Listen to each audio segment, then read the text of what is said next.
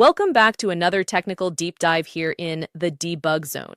Today we're tackling a big question and breaking it down with insights from other users. Hopefully this clears up some misconceptions and helps you get the answer you need.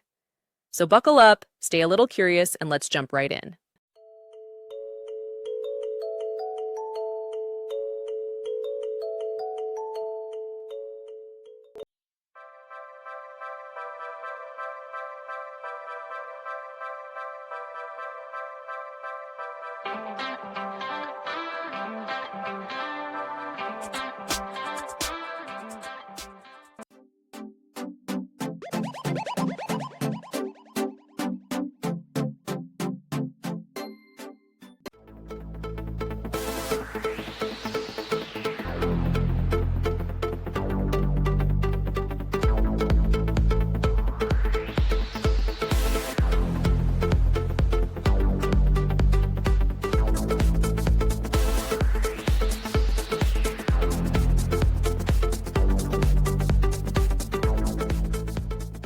And that's a wrap.